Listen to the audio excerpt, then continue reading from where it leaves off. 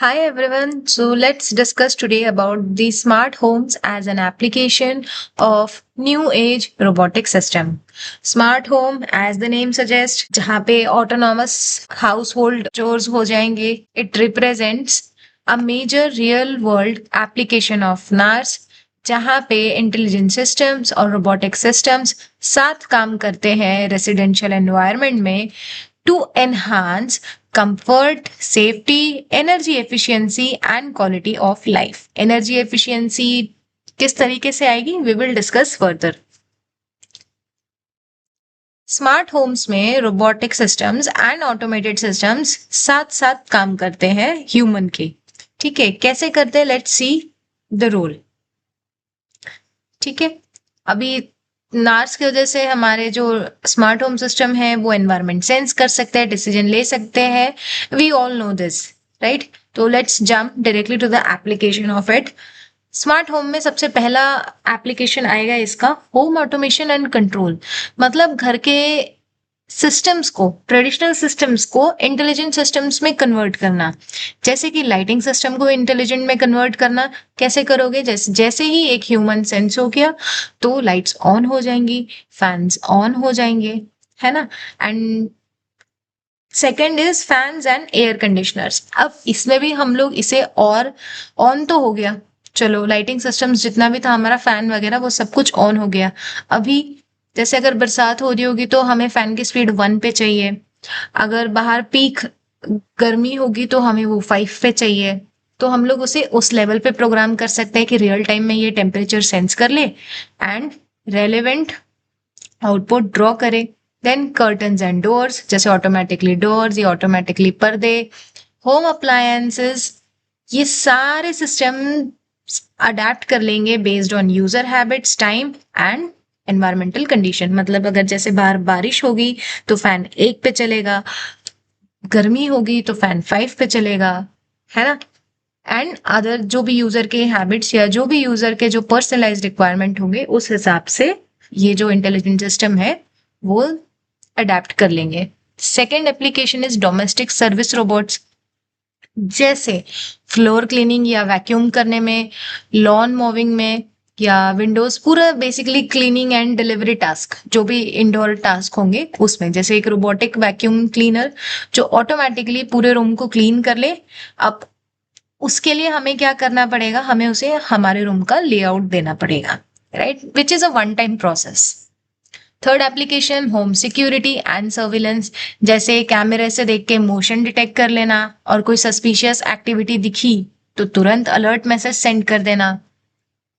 Smart door locks, video door bells, मतलब कोई अगर हमें सस्पिशियस एक्टिविटी बाहर नजर आती है तो हमारा दरवाजा जो है वो ऑटोमेटिकली स्मार्टली लॉक हो जाए, राइट. वीडियो डोर बेल्स, बाहर कौन खड़ा है हम वो देख पाए घर के अंदर से, है ना. ऑटोनॉमस सिक्योरिटी पेट्रोल रोबोट्स, मतलब जो घर के आसपास घूम के पूरा एनवायरनमेंट मॉनिटर करता रहे. Face recognition based access control. ये सिस्टम्स करते क्या? ये बेसिकली सेफ एनवायरनमेंट दे रहे हैं while minimizing false alarms. Next application comes energy management and sustainability. जैसे हमें हर बार ये चेक करने के लिए जरूरत नहीं है खुद से मैन्युअली जाके कि इस रूम में कोई इंसान है क्या. जैसे अगर हम लोग इस रूम से बाहर चले गए, देन लाइट्स एंड फैन हमने चेक ही नहीं किया, हम बस वी जस्ट मूव आउट. तो इंटेलिजेंट सिस्टम क्या करेगा? It will detect the absence of human and automatically turn off all the equipments, right.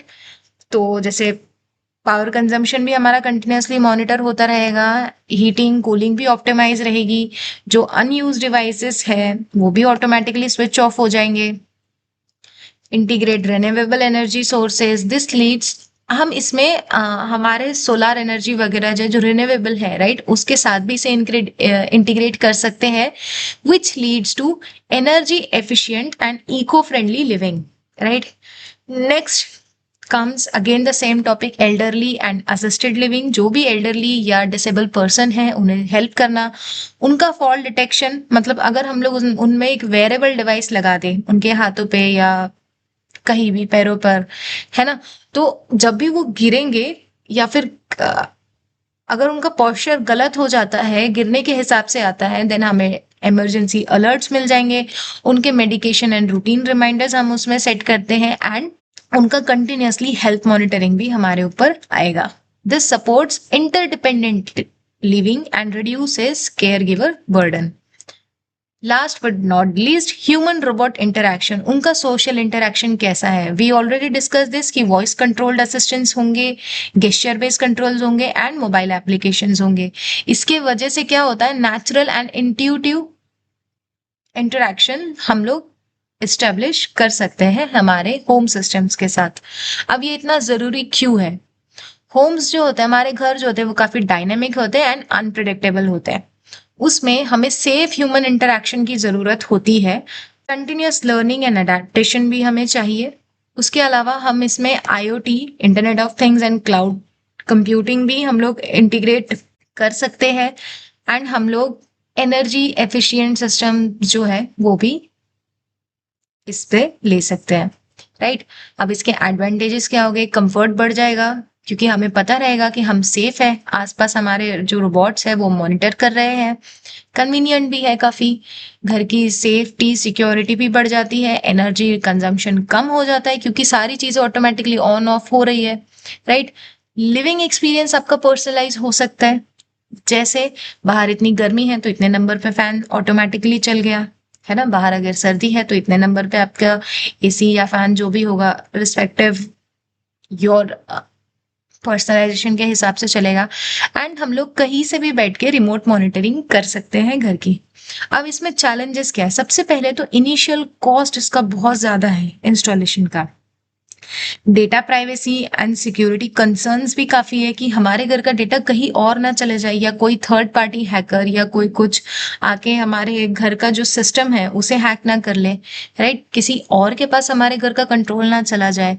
तो data privacy and security concerns एक क्रूशियल चैलेंज है. उसके अलावा नेटवर्क कनेक्टिविटी पे डिपेंडेंस ज्यादा है. वाई सो?